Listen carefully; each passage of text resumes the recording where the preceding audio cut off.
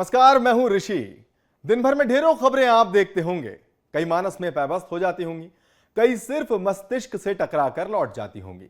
कुछ के मायने आपको फौरन समझ आ जाते होंगे, कुछ के निहितार्थ तत्काल आपको शायद समझ में नहीं आते होंगे। आपकी सहूलियत के लिए बीएसटीवी लेकर आया है दिन भर की प्रमुख खबरों का निचोड़।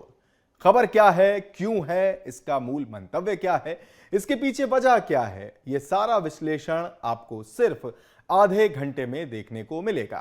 इसे देखिए तो आपके दिन की बड़ी खबरों की सारी जिज्ञासाएं यूं ही शांत हो जाएंगी। हर दिन इसी वक्त आपके लिए हम लेकर आते हैं खबरों का बेहतरीन विश्लेषण, ताकि आप भी कह सकें कि खबर तो ये है।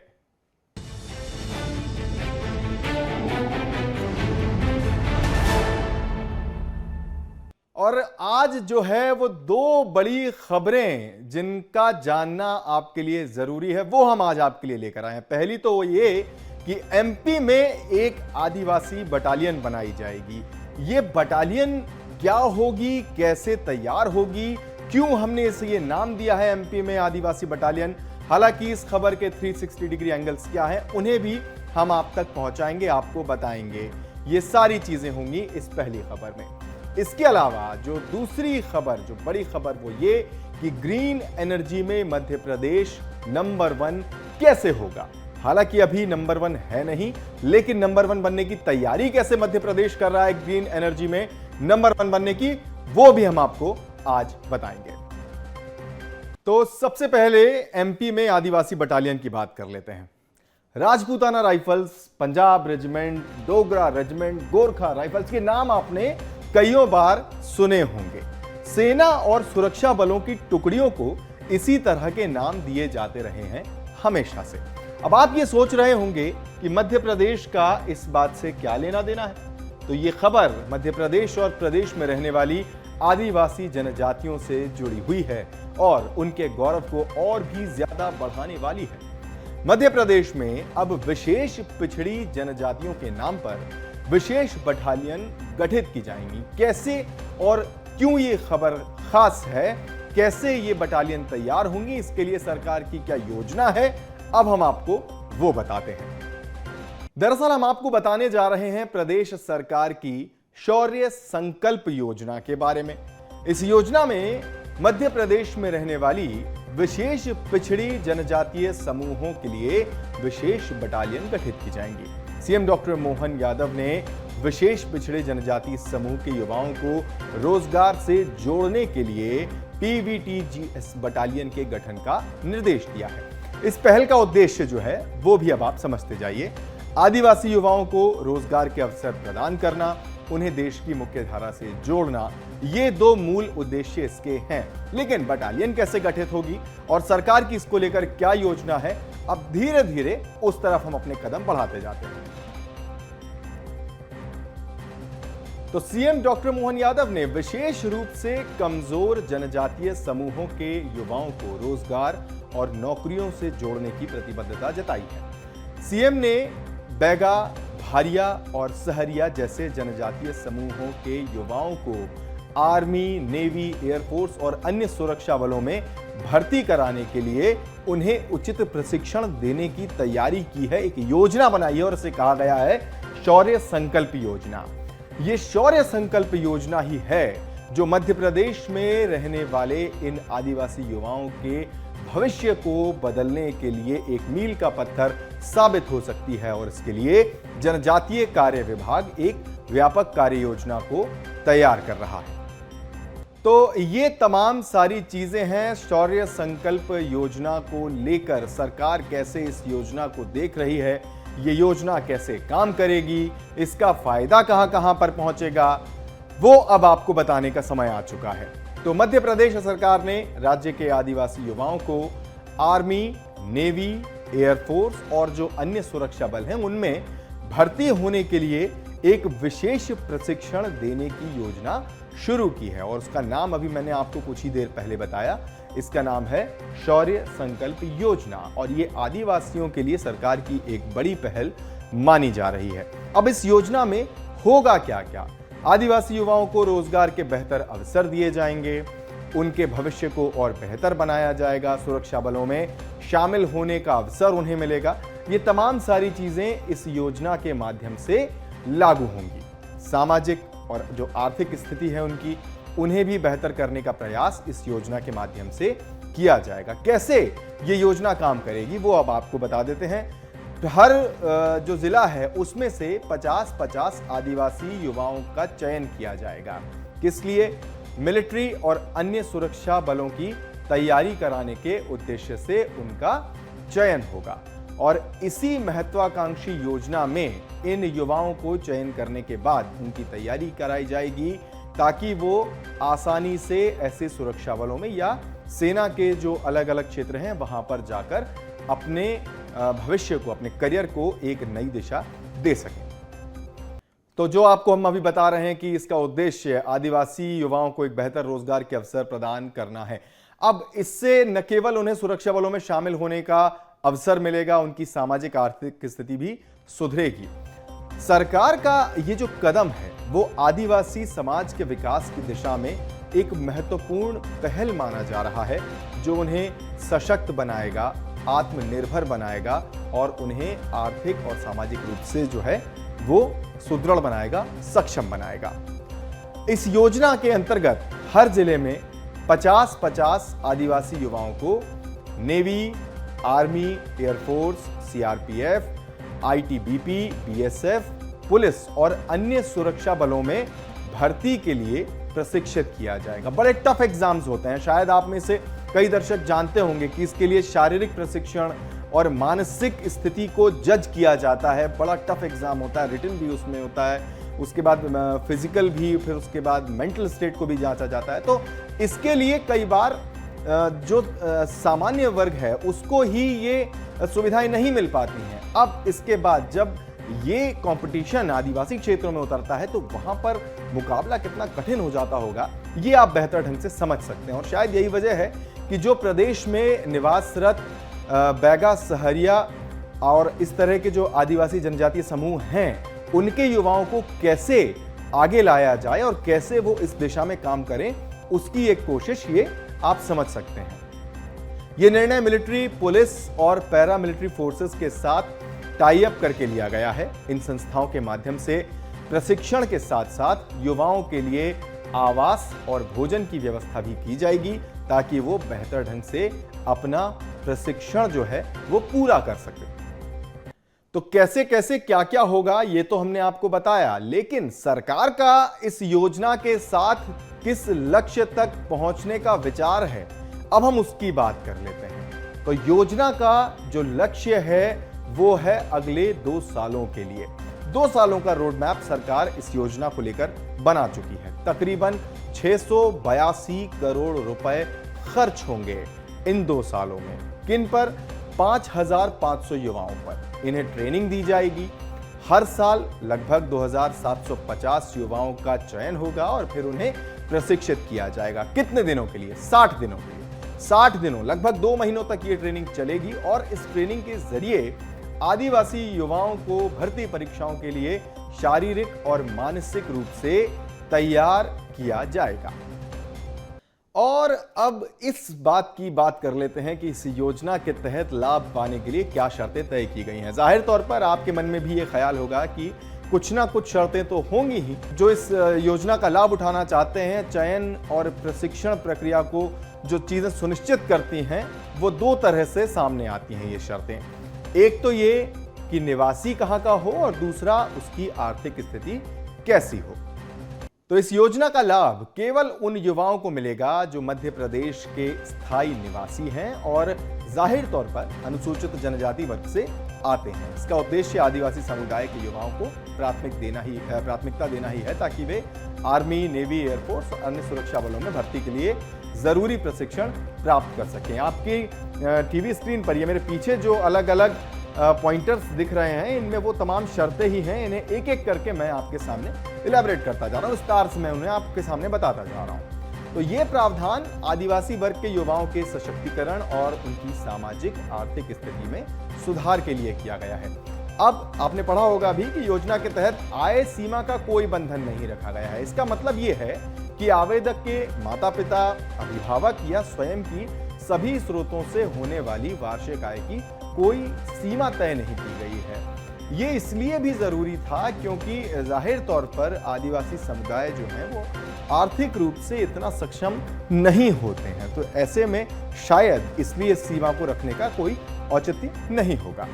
ये प्रावधान खासकर उन आदिवासी परिवारों के लिए सहायक होगा जो आर्थिक रूप से कमजोर हैं या जिनकी आय सामान्य है। आय सीमा पर कोई प्रतिबंध नहीं होने से इस योजना का लाभ सभी पात्र आदिवासी युवाओं को मिलेगा, चाहे उनकी पारिवारिक आय कितनी भी हो। इस योजना के अंतर्गत एक व्यक्ति को केवल एक बार ही प्रशिक्षण का अवसर मिलेगा।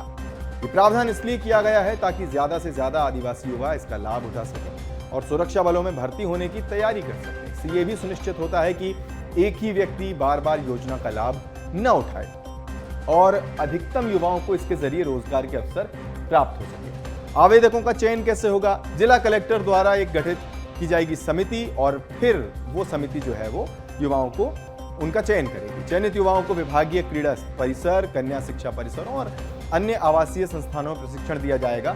गर्मी के दिनों में इन परिसरों का उपयोग किया जाएगा ताकि बेहतर सुविधाओं के साथ प्रशिक्षण प्रदान किया जा सके। और कैसे होगा ये पूरा प्रशिक्षण, ये बेहतर प्रशिक्षण इन आदिवासी युवाओं को कैसे मिलेगा, अब उसका खाका भी हम समझ लेते हैं।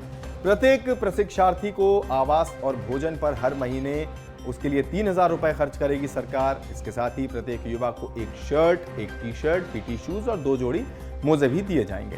ट्रेनिंग के लिए पूर्व सैनिकों को विशेष रूप से नियुक्त किया जाएगा। शारीरिक प्रशिक्षण के लिए सेना में पदस्थ जेसीओस का, जूनियर कमीशन्ड ऑफिसर्स जो होते हैं उनका और साथ ही अन्य विशेषज्ञ प्रशिक्षकों की सेवाएं ली जाएंगी। लिखित परीक्षा के लिए जो अनुभवी ट्रेनर होंगे वो युवाओं को भर्ती परीक्षाओं के सभी चरणों के लिए तैयार करेंगे। तो इन पॉइंटर से आप ये भी अब समझिए कि एक तरफ जहां जो सेना के जेसीओज हैं, जूनियर कमीशन अधिकारी हैं, या इसके अलावा जो और स्किल्ड हैं फिटनेस के मामले में, वो इन युवाओं को देखेंगे और इसके अलावा रिटन एग्जाम कैसे क्वालिफाई करना है उसकी तैयारी भी अनुभवी ट्रेनर्स के जरिए इन युवाओं को कराई जाएगी।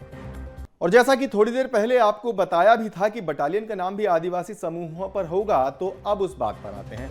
शौर्य संकल्प योजना के अंतर्गत मध्य प्रदेश में निवासरत विशेष पिछड़ी जनजातीय समूहों यानी पीजीबीटीज जैसे बैगा, भारिया, सहरिया, इनके युवाओं के लिए विशेष बटालियन भी गठित की जाएंगी। इन जनजातीय युवाओं को पुलिस, सेना और होमगार्ड में भर्ती के लिए आवश्यक प्रशिक्षण दिया जाएगा। जो थोड़ी देर पहले मैंने आपको कुछ नाम गिनाए थे अलग अलग रेजिमेंट्स के, अलग अलग बटालियंस के, कुछ इसी तरह के नाम भी इन बटालियंस को दिए जाएंगे। उन युवाओं से बनने वाली बटालियन जो यहाँ से प्रशिक्षित होकर उन बटालियनों में या उन सुरक्षा बलों में या सेना के उन अलग अलग क्षेत्रों में नौकरी करने पहुंचेंगे। मुख्यमंत्री डॉक्टर मोहन यादव ने विशेष पिछड़ी जनजाति समूह के युवाओं को रोजगार से जोड़ने के लिए ही इस पीवीटीजीएस बटालियन के गठन का निर्देश दिया। इसके पहल का उद्देश्य जो है वो हम आपको बता चुके हैं कि रोजगार के अवसर प्रदान हो और साथ ही उन्हें देश की मुख्य धारा से भी जोड़ा जाए। अब बार बार शायद आप एक शब्द सुन रहे होंगे, पीवीडीजी, पीवीटीजी। ये पीवीटीजी है क्या? अब इस पीवीटीजी के मायने हम आपको समझाते हैं। शायद आप में से कई सारे दर्शक पीवीटीजी का अर्थ समझते होंगे, लेकिन जो नहीं समझते उनको थोड़ा सा सामान्य भाषा में विशेष पिछड़ी जनजाति समूह, पीवीटीजी, यानी अगर अंग्रेजी में कहें तो पर्टिकुलरली वल्नरेबल ट्राइबल ग्रुप्स। ये प्रदेश में, हमारे मध्य प्रदेश में 3 विशेष पिछड़ी जनजातियां हैं, भारिया, बैगा और सहरिया। ये 3 तरह की जनजातियां हमारे मध्य प्रदेश में रहती हैं। किन किन क्षेत्रों में वो हम आपको बता देते हैं। पहले आप ये पढ़ लीजिए, 2314 ग्रामों में निवासरत हैं तकरीबन 5.5 लाख पीवीटीजीज। और इनके क्षेत्र कौन कौन से हैं? मंडला, बैहर, बालाघाट में जो आता है, डिंडौरी, पुष्पराजगढ़, अनूपपुर में आने वाला शहडोल, उमरिया। इसके अलावा ग्वालियर में, दतिया जिले के कुछ हिस्सों में, श्योपुर में, भिंड मुरैना के कुछ हिस्से, शिवपुरी, गुना, अशोकनगर और साथ ही छिंदवाड़ा के तामिया में इस तरह के पीवीटीजीज जो हैं वो रहते हैं। बैगा, भारिया, सहरिया, इनसे जुड़े हुए जो लोग हैं वो रहते हैं। और हमने संख्या भी आपको बताई ही थी कि 2314 ग्रामों में लगभग 5.5 लाख व्यक्ति जो है पीवीटीजीज के वो रहते हैं। इन चिन्हांकित क्षेत्रों में निवासरत विशेष पिछड़ी जनजातियों के लिए योजनाओं को बनाने, उनके क्रियान्वयन, अनुश्रवण और मूल्यांकन के लिए गवर्निंग बॉडीज के गठन का भी प्रावधान है। इसमें विशेष पिछड़ी जनजाति समुदाय के सदस्यों को ही अध्यक्ष और संचालक मंडल के सदस्यों के रूप में शासन स्तर से 2 वर्षों के लिए मनोनीत किया जाता है। यानी इन्हीं आदिवासी समूहों में से लोगों का चयन किया जाता है और फिर वही उनको मॉनिटर करते हैं, उन्हें ओन करते हैं और उसके लिए काम करते हैं। संचालक मंडल में अभिकरण क्षेत्र से संबंधित आदिवासी विधायक, जिला पंचायत अध्यक्ष और जनपद पंचायतों के अध्यक्षों को सदस्यों के रूप में रखा जाता है। संबंधित अभिकरण के जो 3 अलग अलग अभिकरण बनते हैं, बैगा, सहरिया और भारिया, इन जनजातियों के जो अभिकरण बनते हैं उनकी परियोजना प्रशासक या सहायक आयुक्त या जिला संयोजक सदस्य सचिव के रूप में जो है बाकी कामों को करते हैं। तो आदिवासियों की 46 जातियां हैं, उसमें से 3 जातियां सहरिया, बैगा और भारिया ऐसी जनजातियां हैं जो विलुप्त होती जा रही हैं। और इस खबर को बताने के पीछे का जो मंतव्य था वो दरअसल यही था। वो दरअसल सरकार के इस महत्वपूर्ण कदम से भी जुड़ता है जिसमें उन्हें उनके युवाओं के लिए एक बेहतर रोजगार के अवसर देते हुए दिखाई देती है। केंद्र सरकार द्वारा हाल ही में लगभग 25 करोड़ रुपए ऐसी जनजातियों के उत्थान के लिए जारी किए गए थे और अब जबकि मध्य प्रदेश सरकार शौर्य संकल्प योजना को लेकर आ रही है तो जाहिर तौर पर यह भी मान लीजिए कि सरकार युवाओं के लिए और खासकर आदिवासी युवाओं के उत्थान के लिए किस तरह प्रयासरत है। और चलिए अब आपको बताते हैं कि मध्य प्रदेश ग्रीन एनर्जी के क्षेत्र में क्या करने जा रहा है। तो पीछे आप पढ़ ही रहे होंगे कि नंबर 1 बनने की अब तैयारी है।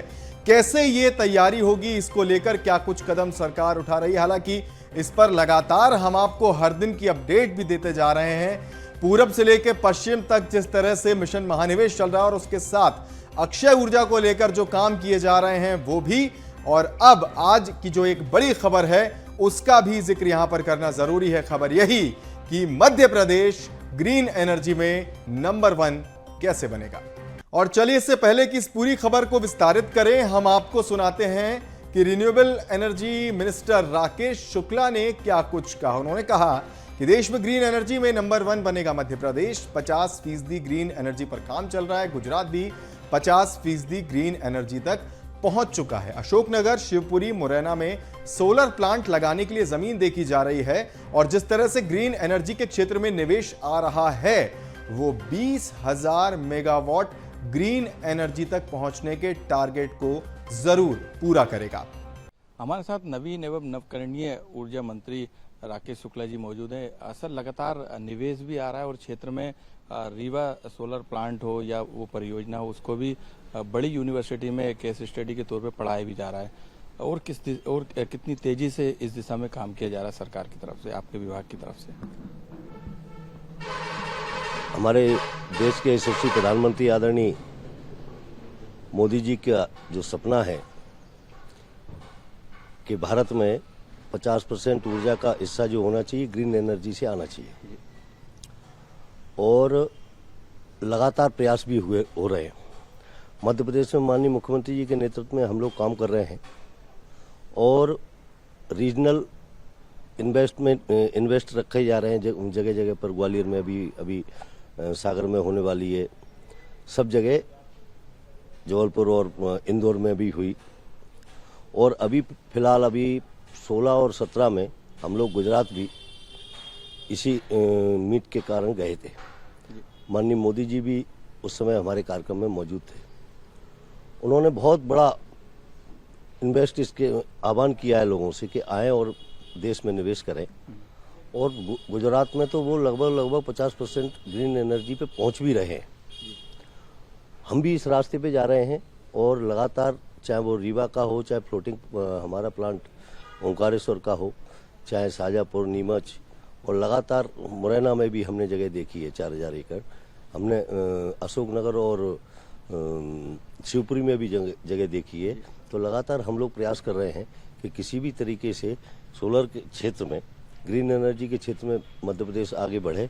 और लगातार मुख्यमंत्री जी की अभी हम लोग बैठने वाले हैं यहाँ पर मुख्यमंत्री जी के नेतृत्व में, तो और भी जो निवेश आ रहा है अभी भी लगातार प्रयास कर रहे हैं कि मध्य प्रदेश कैसे ग्रीन एनर्जी के क्षेत्र में आगे बढ़े। टारगेट भी रखा गया है कि गुजरात के जैसे आपने बताया कि 50% वहाँ पर पहुंच चुके हैं, पहुंचने जा रहे हैं। एमपी में भी कुछ इसी तरीके के टारगेट रखा है कि 2030 2025 हमारी कोशिश है कि हम 20,000 मेगावाट तक हम जल्दी से जल्दी पहुंचे, ये हमारा प्रयास है। और मैं चूंकि बोलने की ज़्यादा आदत नहीं है, कुछ करने की ज़्यादा आदत है, तो इसलिए माननीय मुख्यमंत्री जी के नेतृत्व में पूरी तरीके से गंभीरता से हम ग्रीन एनर्जी के क्षेत्र में कि किस तरीके से सोलर के क्षेत्र में हम मध्य प्रदेश को आगे ले जाएं। और लगातार मुझे लगता है कि निवेश की कोई, जिस तरीके से माननीय मुख्यमंत्री जी बाहर भी जाके जो निवेश लेके आ रहे हैं, तो मुझे लगता है कि बहुत जल्दी इस जो हमारे प्रयास चल रहे हैं उसमें हम सफलता प्राप्त करेंगे। बिल्कुल, धन्यवाद आपका बातचीत करने के लिए, क्योंकि जो कोशिश है कि गुजरात में जिस तरीके से लगातार टारगेट को अचीव किया गया, वैसे ही मध्य प्रदेश में भी इस ओर जो है सरकार कदम बढ़ा रही है ताकि ग्रीन एनर्जी के मामले में मध्य प्रदेश भी देश में नंबर 1 बन सके। कैमरामैन पुनीत के साथ मनोज राठौर, BSTV भोपाल। तो कुछ इस तरह से तैयारी है ग्रीन एनर्जी में नंबर 1 बनने की, लेकिन प्रदेश में क्या कुछ चीजें हो रही हैं, एक बार उन पर आप नजर डाल लीजिए। आपको हम ये बता दें कि साल 2012 में मध्य प्रदेश में नवकरणीय ऊर्जा की जो क्षमता थी वो लगभग 500 मेगावाट थी और अब ये बढ़कर 7,000 मेगावाट तक हो चुकी है। 20,000 मेगावाट करने की योजना है इसे 2030 तक। कैसे होगा ये? उसके लिए प्रदेश में रीवा और ओंकारेश्वर जैसी विश्व स्तरीय सौर परियोजनाएं चल रही हैं और देश में राज्य सरकार के दृढ़ संकल्प और इच्छा शक्ति को बताने के लिए ये काफी है। रीवा सोलर प्रोजेक्ट जो है वो 1590 हेक्टेयर क्षेत्र में स्थित है।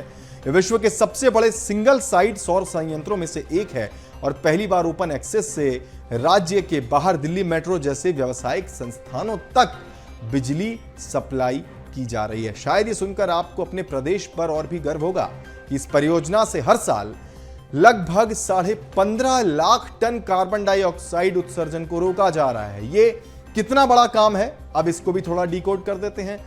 2 करोड़ 60 लाख पेड़ हर साल लगाने के बराबर का ये पूरा काम है। और इसी क्रम में आगर शाजापुर नीमच में 1500 मेगावाट क्षमता सोलर पार्क तैयार हो रहा है। अभी आगर जिले की 550 मेगावाट क्षमता की इकाई स्थापित हो चुकी है और माना जा रहा है कि शाजापुर और नीमच जिले की 780 मेगावाट क्षमता का जो यूनिट है वो अगले महीने तक पूरा हो जाएगा।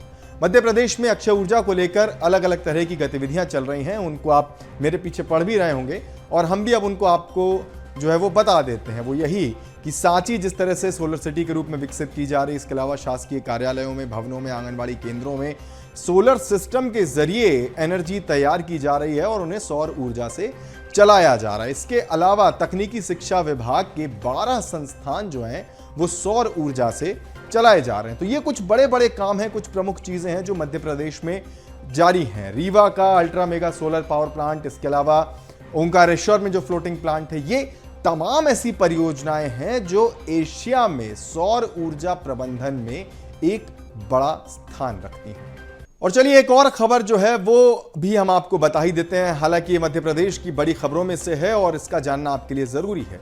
मध्य प्रदेश में सरकार शिक्षा के स्तर को बेहतर करते हुए युवाओं को रोजगार देने के मकसद से अब परफॉर्मेंस इंडेक्स तैयार करने जा रही है। इस परफॉर्मेंस इंडेक्स से क्या होगा, इससे छात्रों को आगे बढ़ने में मदद कैसे मिलेगी, ये पूरा प्लान क्या है मोहन सरकार का, इस सारी चीजों को समझेंगे इस रिपोर्ट के जरिए।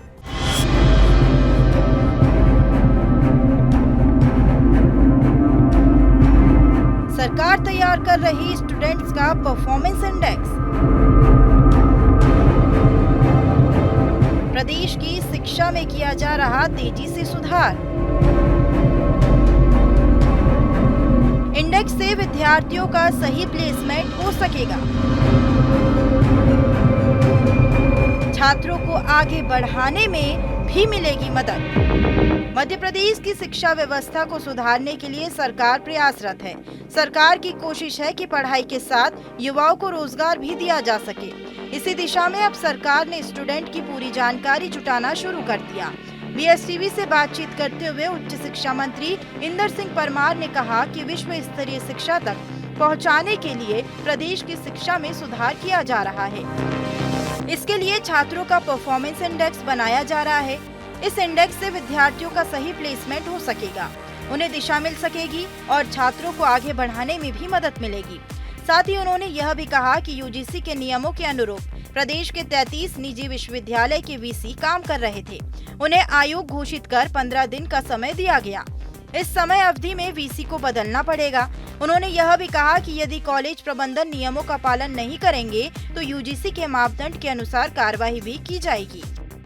यूजीसी के द्वारा मापदंड जो निर्धारित है, कौन कुलगुरु बनेंगे, उन मापदंडों के भिन्न कई विश्वविद्यालयों ने अपने कुलगुरु नियुक्त कर रखे थे। निजी विश्वविद्यालय विनियामक आयोग ने एक कमेटी बना करके सबकी जांच की, सबकी योग्यता परखी है और उसमें 33 ऐसे विश्वविद्यालय हैं जिनमें अयोग्य लोगों को वीसी बना के रखा है। 53 में से 21 लोगों के यहाँ जो पात्र लोग बने हैं 21 विश्वविद्यालय में, और उन सबको 15 दिन का समय दिया गया कि 15 दिन में आप फॉर्मेलिटी पूरी करके योग्य लोगों को अपने यहाँ कुलगुरु नियुक्त करें। शिक्षा की गुणवत्ता सुधार और स्टूडेंट के विकास के लिए पहले ही उच्च शिक्षा विभाग और शिक्षा संस्कृति उत्थान न्यास दिल्ली के बीच उच्च शिक्षा में चरित्र निर्माण और व्यक्तित्व का समग्र विकास की कार्य योजना पर MOU हो चुका है। इस MOU का उद्देश्य प्राचीन ज्ञान परंपरा, नैतिक, अनुभवात्मक, भारत केंद्रित और विद्यार्थी केंद्रित गुणवत्तापूर्ण शिक्षा प्रदान करना है। सरकार के इस फैसले पर अब मध्य प्रदेश में सियासत भी शुरू हो गई। प्रदेश कांग्रेस प्रवक्ता भूपेन गुप्ता ने कहा कि सरकार के प्रयोग सफल होते हैं तो उसका स्वागत विपक्ष भी करेगा, लेकिन सरकार वोट बैंक की राजनीति के लिए युवाओं के साथ खिलवाड़ कर रही है। प्रदेश में सबसे ज्यादा बेरोजगारी है, युवा परेशान हैं, लोगों को रोजगार नहीं मिल रहा। अगर इस तरह की शिक्षा दी जाएगी तो उससे क्या रोजगार मिलेगा। आज मध्य प्रदेश में 80 लाख के आसपास जो है लोग बेरोजगार हैं। 40 लाख सरकार पर रजिस्टर्ड बेरोजगार हैं। क्या उनका डाटा नहीं है सरकार के पास? पंजीकृत हैं वो। और जो है कम से कम 1 करोड़ लोग ई पोर्टल पर जो है, जो ई मजदूर पोर्टल जो बना हुआ है केंद्र सरकार, उस पर दर्ज हैं 1 करोड़ लोग। ये 1.5 करोड़ लोगों का उनके पास डाटा नहीं है। आप जाएं, वो ई पोर्टल पर जो है सारा डाटा उपलब्ध है। क्या बना रहे आप? जुमला फेंक रहे हैं। मध्य प्रदेश राष्ट्रीय शिक्षा नीति 2020 लागू करने में अग्रणी राज्य है। इसी नीति के तहत सरकार भारतीय ज्ञान परंपरा को भी शिक्षा में लागू कर रही है। कई बड़े फैसले इस दिशा में दिए गए। सरकार इस शिक्षा नीति को पूरी तरह से प्रदेश की शिक्षा व्यवस्था में लागू करना चाहती है। इस और कई कदम भी उठाए गए। शिक्षा के साथ स्टूडेंट्स के रोजगार मुखी पढ़ाई पर विशेष ध्यान है। मनोज राठौर, BSTV, भोपाल। तो आज के लिए बस इतना ही। कल हम फिर हाजिर होंगे कुछ और ऐसी खबरों के साथ जिनके 360 डिग्री एंगल को हम समझेंगे, आपको समझाएंगे, जानेंगे और आपको भी बताएंगे। अभी के लिए फिलहाल इतना ही। मुझे दीजिए इजाजत। अपना खूब ख्याल रखिए और ताज़ा खबरों के लिए बने रहिए BSTV के साथ। नमस्कार।